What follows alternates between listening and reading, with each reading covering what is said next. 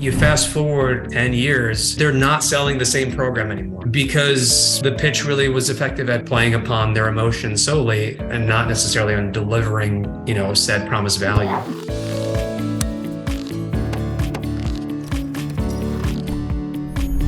Today, I'm joined by Alex, and we are discussing high-ticket sales funnels. To open it up, the question is what are high-ticket products and services? I think simply defined, high ticket is something that you are charging a high price for, something usually more than $1,000. The example that we opened this article with was a real life example from when we were selling to a client who had a high ticket product, a physical product called a hyperbaric chamber. And he was selling these hyperbaric chambers to athletes who wanted to get a very isolated sleep, or people who had sleeping problems and they wanted this isolated environment. And a hyperbaric chamber that Michael was selling would cost $10,000 a pop. And he came to us and he said, can you give me some examples of high ticket funnels that you guys have created for clients? Because that's what I would like to delegate to you and my Autogrow team when I sign up. So that gave us the inspiration to put together this article. These aren't examples necessarily that we've worked on, but they are some of the most famous ones, and so we wanted to extract as many lessons learned as we could from them. The nature of selling a high-ticket product or service is quite different from selling a low-ticket product or service. Often it will be higher touch or a longer period of nurture because, especially if you're selling to consumers, there's more trust required. There's going to be more research put into it. There's a longer time horizon for making that decision.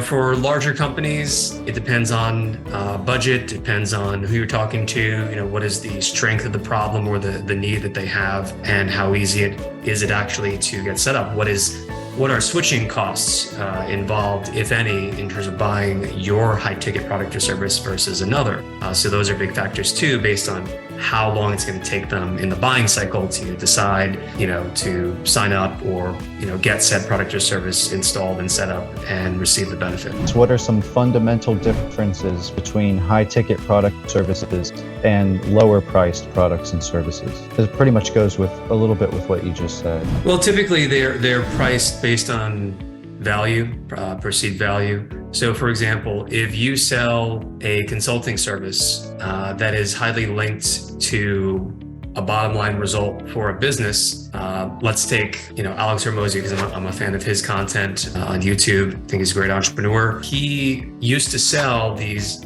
high ticket done with you implementations for a program which would license to gym owners, and it would help them to turn around their gyms, to help them to market, to sell. And over time, he was able to prove that there was an average return on investment that could be expected, where the average gym within the first year would make an additional $250,000. So what would he charge for that? Well, unscientifically started raising the price until he got pushback. And at the end, when he was personally running that pricing model and selling that productized service and licensing program, he was charging around $50,000 for the implementation per client. And then we get a lot of benefits with that. I think it may have included, being invited to an annual conference as well. The benefit of that too is that it can easily cover your advertising costs, your cost of customer acquisition. Versus a low ticket product, I think social media is way easier for direct response type of ads and products, posts that may drive sales directly, especially if they are B2C, business to consumer. Because a low ticket product or service, something that's typically under $100, let's say, for the sake of this example, that can be an impulse purchase, especially if it's a one-time rather than a reoccurring subscription-based product or service. So what types of customers typically purchase high-ticket products and services, and how can one identify and target them properly while marketing? It's really across the board, because high-ticket product or service, it can be B2B, it can be B2C. It can be hyperbaric chambers that you sleep in for athletes. It can be high-ticket consulting implementation of some gonna rock your world, gonna set up an amazing sales funnel or whatever it is for, your nail salon or whatever type of business it is. So it really spans the gamut. High ticket is not limited, but we get a lot of interest on our website every single day from people who are searching on Google for high ticket sales and sales funnels and just learning more about it in general. It's very appealing. It's very attractive because while it is easy to sell a low ticket item because it can just be an impulse purchase, you invent something, oh, your mom's going to buy it, some family members, they'll buy it to support you, and you think it's going really well. So one of the top example that we have in the article right now is Tesla's launch funnel. And this one is a few years old at this point, but it's still really relevant, especially if we look at it from how far Tesla has come. Tesla was worth $15 million. Today, Tesla is valued at over $575 billion. The example was when Elon Musk, they had a webinar registration. This is part of their high ticket launch funnel. I believe this was for the Model 3. Yes, this is for the Model 3. And Elon gave a great presentation, pulled the blanket off of the car behind him, presentation on stage. And the call to action at the end or throughout was to make a $1,000 deposit to resolve your Tesla 3. So you're making a pre-order for the Tesla 3. And in a way, this is a little bit similar, it's just on a different scale to our $7 for 7-day trial. It limits the potential risk to the company. The price of the vehicle was 40 times that, or 40 to 50 times that or more, depending on what they would add or not to their order ultimately. But it was something enough where it showed that they were serious as a customer, and it allowed Tesla to project demand going forward in terms of how many vehicles they had to manufacture. $10,000 Trek bikes is the next example. This is an e-commerce funnel example. It reminds me of this story from Warren Buffett, where he talked about his friend from college, did all right as far as his career. And he met up with him years later, and he found out that he'd been a lawyer and he was doing okay. And they were just kind of reflecting on where their careers had taken them. And Warren Buffett, had gone into finance and private equity.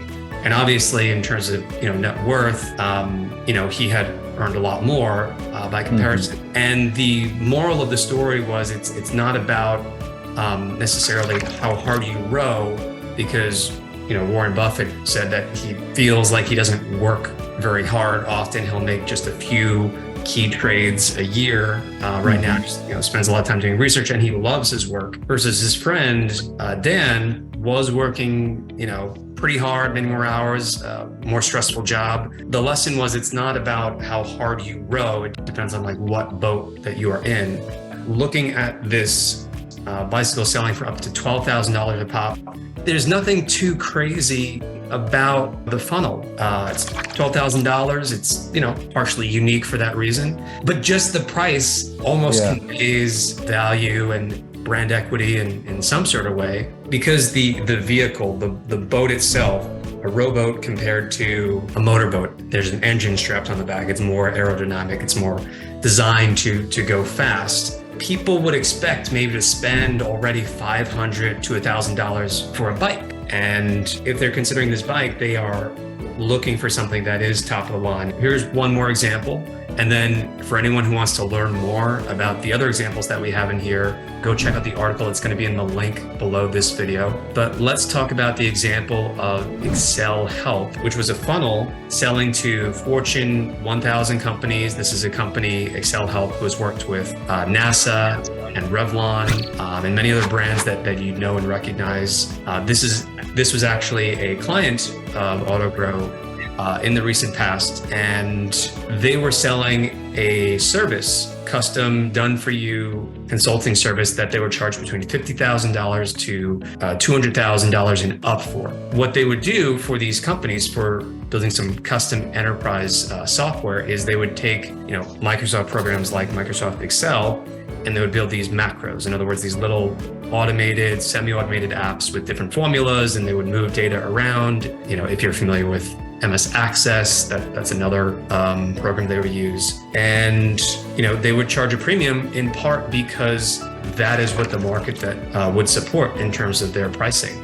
They're going after these medium and often very large businesses who had the budget for this, and the value of making their operations more streamlined, more automated, saving hours of manual time, it was worth it. If you'd like to learn more about this case study and all the other examples and two that we did not yet include, go check out the article. It is in the link. Can you talk a little about the role of branding and reputation in the sale of high-ticket products and services? Brand is a really interesting concept. It's a concept that I keep learning more and more about because I didn't know a lot about it before. But branding, I think, is really the next level, and it just works to pre-sell, I think, people, because it helps to create a frame and a feeling. You know, branding comes from what people say when they're not talking to the company, but they're just members of the market. I used to think like, man, why are all these companies like spending all this money? Pepsi, why do these drug pharmaceutical companies, with lots of terrible side effects, like spending all this money on these commercials, and everyone's smiling and dancing around and whatever they're doing.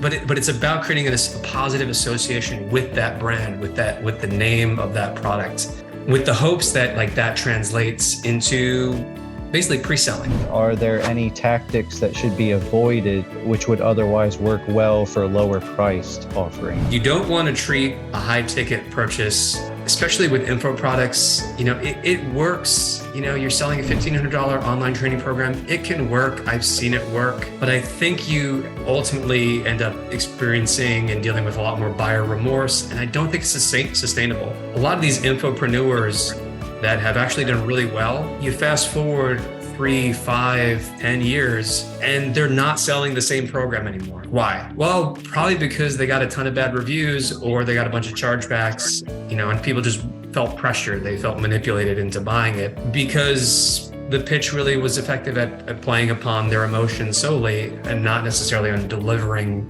said promised value. And if anything, the most savvy buyers will be wondering, why are they pushing this so hard? I mean, if it's worth $3,000 or $10,000, so if there is genuine scarcity, that is something that can work, and you just don't overdo it though, because then it's going to come off as BS. And there's a big difference between the scarcity tactic or shoving something down somebody's throat. I mean, nobody likes that. So guys, if you enjoyed this video about high ticket sales funnels, I encourage you, go check out the full article.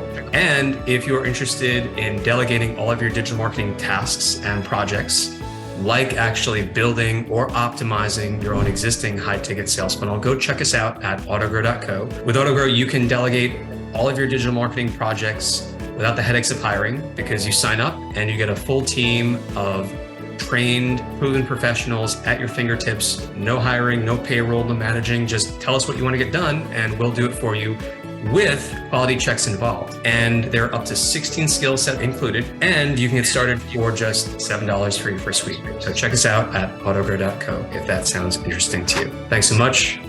Take care.